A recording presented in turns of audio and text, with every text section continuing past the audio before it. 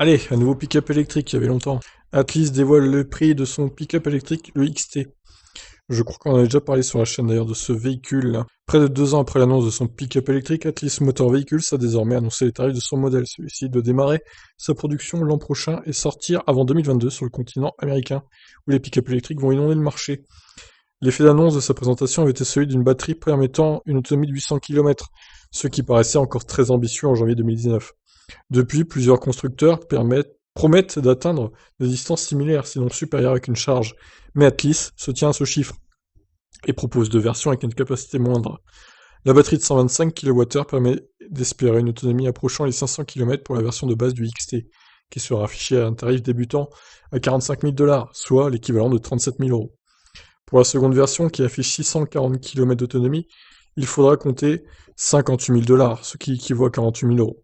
Enfin, la version permettant de parcourir 800 km en une charge sera affichée à 69 000 $, 57 000 euros, soit un tarif comparable à celui du Rivian R1T ou du Tesla Cybertruck.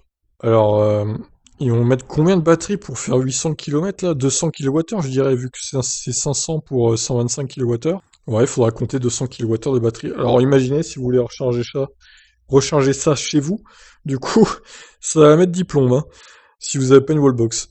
Et même avec une wallbox d'ailleurs. Les réservations sont lancées depuis plusieurs mois pour la TC XT et la jeune marque propose de partager l'utilisation de sa plateforme avec d'autres marques ou startups, certainement pour amortir les coûts de développement de celle-ci. Eh ben, avec une telle batterie, 57 000 euros, c'est pas si cher, je trouve, hein. C'est plutôt pas mal. Dommage que ces véhicules restent là où ils sont, c'est-à-dire aux États-Unis. Bon, même si le Rivian R1T est prévu pour l'Europe. Quant au Cybertruck, il est aussi prévu pour l'Europe, mais bon, vu sa taille, ça va être compliqué. D'ailleurs, on n'a pas la taille du Atlas, là, bon. On ne sait pas ses mensurations, c'est un peu dommage.